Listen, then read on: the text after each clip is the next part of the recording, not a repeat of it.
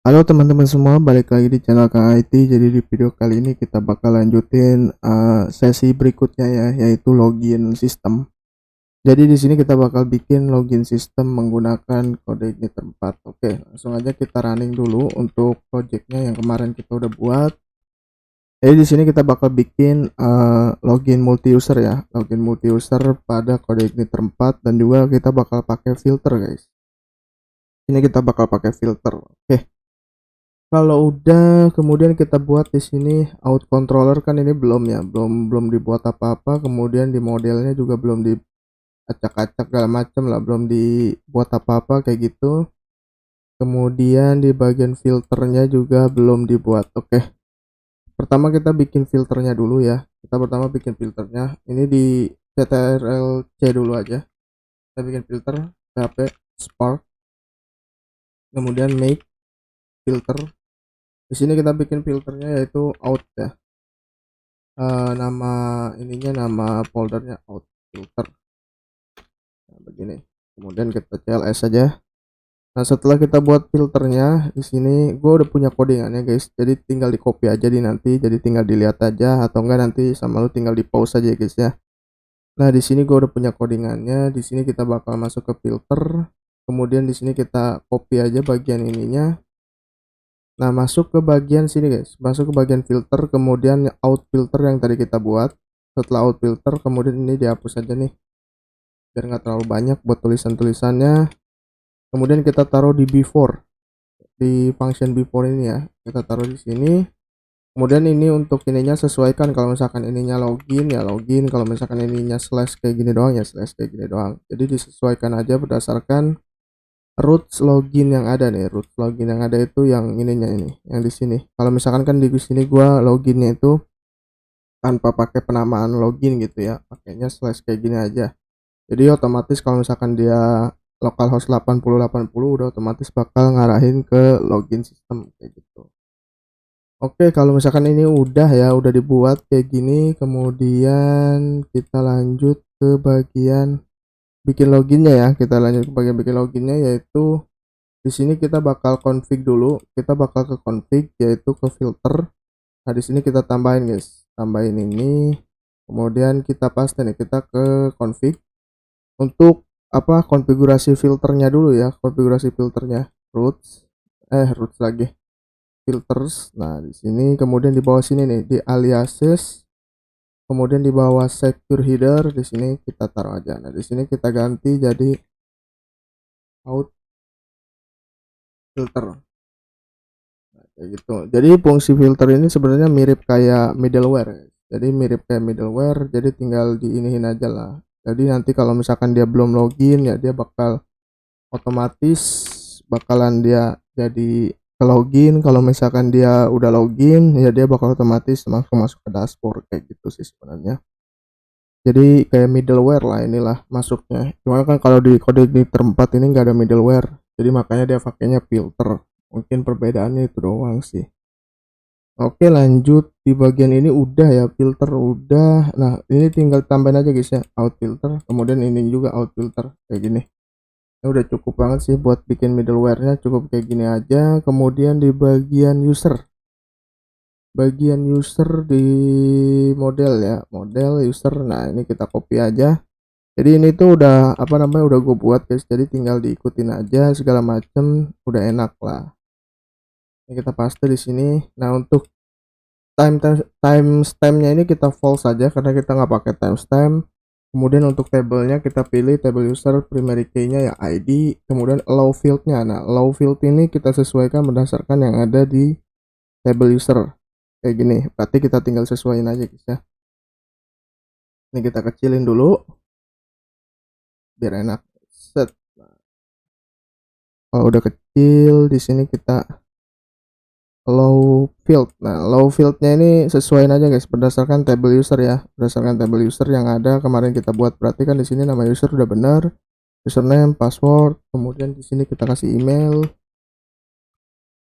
terus kemudian kita kasih nomor HP, kasih tanggal lahir, kemudian kita kasih lagi satu lagi role. Sip. Kalau udah disesuaikan aja kayak gini guys. Untuk allow fieldnya, allow field ini fungsinya untuk simpen data ke database ya. Jadi field ini field apa aja yang ada di dalam database ini ya dimasukin aja guys ke dalam sini. Untuk ID kan auto increment, jadi nggak perlu dimasukin kayak gitu. Oke, lanjut kita bikin buat ininya. Cek loginnya gue udah buat juga guys. Di sini kita langsung ke out aja. Kemudian kita ambil di bagian sini cek login. Nah, sip. Ambil cek login, kemudian di out. Di sini kita paste aja. Atau mungkin di bawah sini ya, di bawah index ya. Cek loginnya, jadi buat ngebedain lah register, nanti di bawahnya tinggal tambah user kayak gitu. Oke, yang buat ditampilin nih untuk loginnya kayak gini guys. Jadi user, nah ini kita use dulu app model user. Jadi user ini berdasarkan model yang ada di sini. Jadi tinggal dipanggil aja dulu, kemudian di sini dipanggil lagi untuk new usernya. Kemudian yang di post ini kan mau pakai get var, get post bebas sih sebenarnya, bisa aja. Kalau gue biasanya pakai get var atau get post juga bisa. Get post tuh kayak gini. Nah ini juga bisa guys. Pakai get var juga bisa. Sama aja lah sebenarnya. Jadi di sini kita panggil dulu usernya, kemudian kita request. Nah request ini kita pakai loginnya itu kan pakai username dan password, bukan email. Jadi kita pakai username dan password di sini.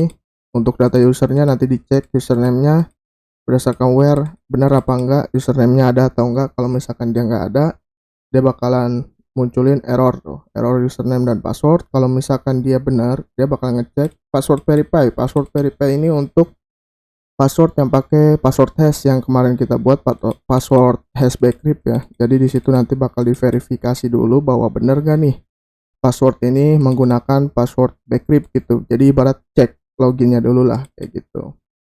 Kemudian untuk yang ditampilin nanti, untuk kayak misalkan contoh yang ngeget untuk loginnya itu apa aja, misalkan nama user, kemudian role, kemudian mau ditambahin apa lagi ya terserah, di sini nomor HP, tanggal lahir dan lain-lain kayak gitu ya guys ya. Oke, kalau misalkan dia berhasil, dia bakal masuk ke menu home dengan sukses login berhasil. Nah nanti di sini gue bakal pakai Sweet Alert, cuman nanti kita bakal install juga Sweet Alert ya, kayak gitu.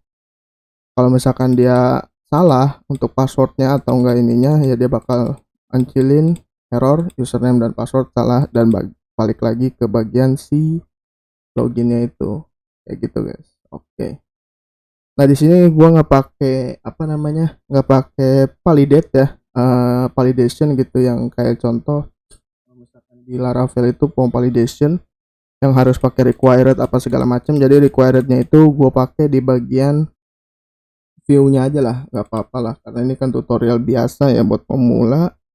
Jadi ditaruh di requirednya di sini aja guys. Kita kasih required, kemudian di sini kita kasih required. Nah kita kasih required di bagian situnya aja. Untuk registernya juga sama, kita kasih required di sini aja kayak gitu ya. Oke, kalau udah kita lanjut lagi, kita ambil yang tambah user. Nah tambah user ini kita copy aja. Tambah user ini fungsinya untuk register ya guys ya. Kemudian sama yang logout. Logout ini kan untuk session destroy-nya nih. Oke, kalau udah logout, redirect-nya betul ke sini. Kemudian ya kalau logout mah cuma sekedar hapus session aja sih. Gampang kalau itu mah. Dan untuk tambah user ini, nah untuk tambah user ini kita pakai lagi guys, sesuai berdasarkan yang ada di table user ini. Jadi kita tambahin ya. Ada nama user, kemudian ada username, kemudian ada password. Nah password hash ini ya, password hash ini kita bikin password hash kayak gini, password hash, kemudian this request get var password, password bcrypt, kemudian untuk role kayak gini ya. Role mah biasa lah, karena kan dia nggak pakai password hash. Ini kita kasih koma aja. Kita di bawah password itu ada email, berarti kita kasih email. Kemudian di bagian sini juga kita kasih email. Ini kita harus salah di koma kayak gini. Ini kita copy email, nomor HP sama tanggal lahir ya. Nomor HP, tanggal lahir. Oke, sip. Dan sama satu lagi guys, tambahin bagian if-nya, if is login nih. Di bagian sini nih, di bagian login ini kita tambahin mana ya, coba sebentar. di bagian out. Nah ini nih guys, kita tambahin sessionnya kayak gini. Sip. Jadi kalau misalkan dia udah login, otomatis dia bakal langsung redirect ke home. Tapi kalau misalkan dia belum login, dia bakal redirect ke bagian login. Jadi makanya di sini ada filter ya guys ya. Penggunaan filter tuh kayak gitu. Oke, kalau udah kan ini kan udah nih untuk cek login, kemudian tambah usernya juga udah untuk register. Kita lanjut ke bagian apa lagi nih guys? Oh ya, roots. Kita lanjut ke bagian roots, kita ke config, masuk ke roots ya. Roots. Nah, ini dia. Ini di sini kita bakal pakai filter. Nah, ini kita copy aja nih filternya nih guys. Ini kita copy, kemudian kita paste di menu home ya. Kita paste di menu home. Nah, ini untuk user out ini kita ambil berdasarkan yang ada di sini nih, aliases ini. Jadi kalau misalkan aliasnya out filter ya, berarti kita pakainya out filter kayak gitu. Tinggal disesuaikan aja. Oke, kalau udah kita coba ya, kita tes ya. Ini harusnya udah cukup sih buat kayak gini untuk loginnya dulu sementara. Ini udah cukup. Coba ya, kita tes. Ini udah gua running juga. Oh belum. PHP Spark Serve.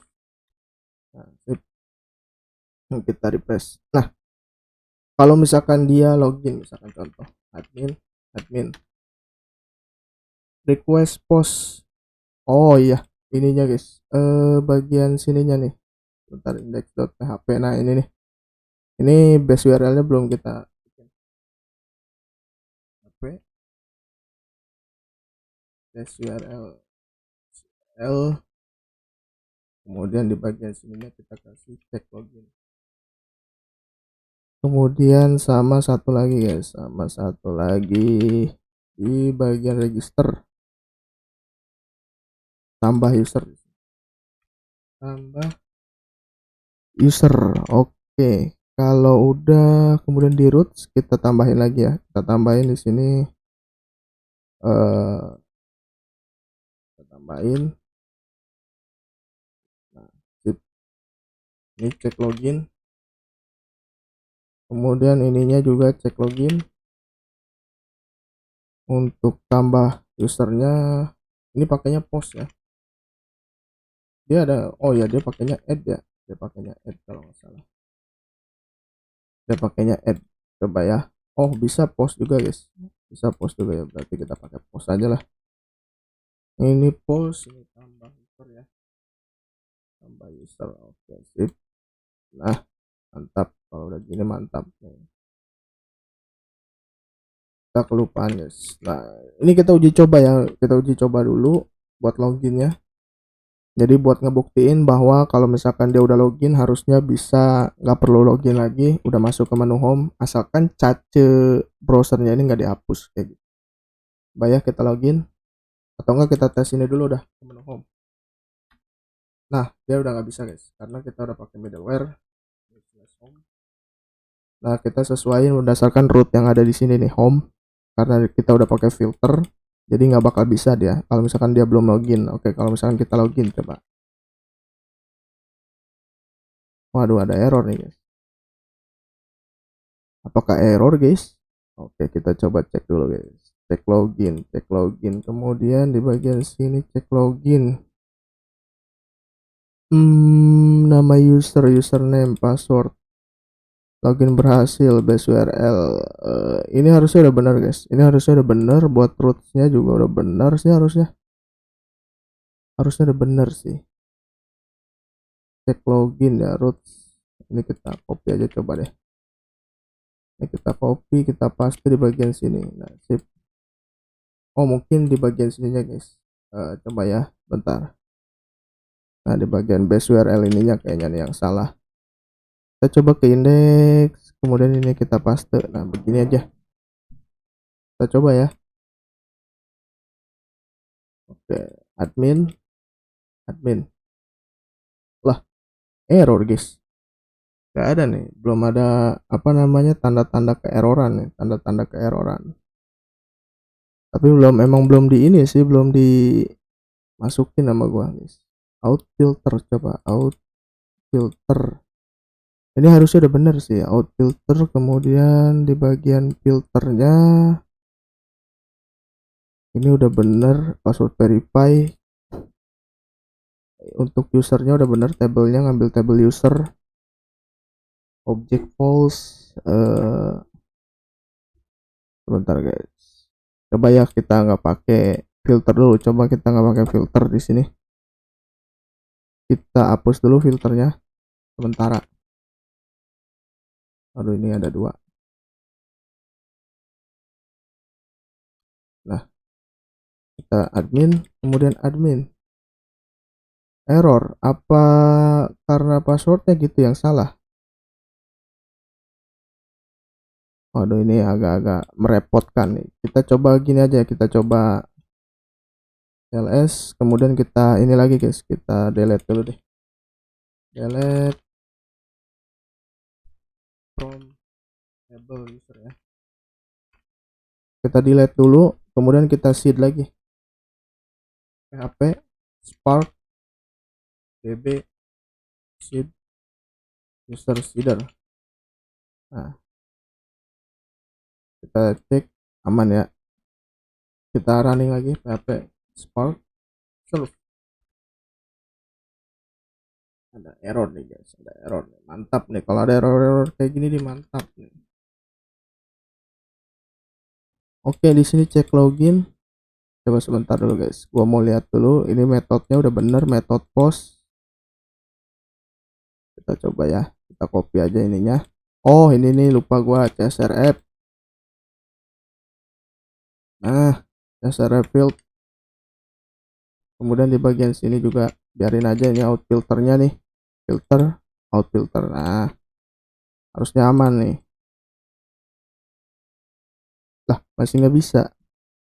Ada apa nih guys? Kita coba lagi ke home ya, home coba home controller nih, home controller. Coba mungkin ininya yang salah guys, karena dia nggak nemuin foldernya kali. Coba ya, admin masih tetap nggak bisa. Oke, berarti kita ada yang salah nih. Salahnya di bagian mana nih guys ya?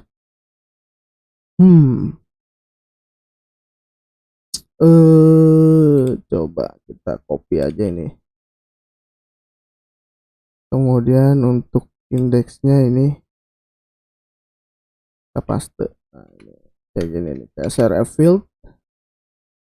Untuk naming, oh ini salah namingnya, pantesan nggak bisa. Coba ya kita tes lagi.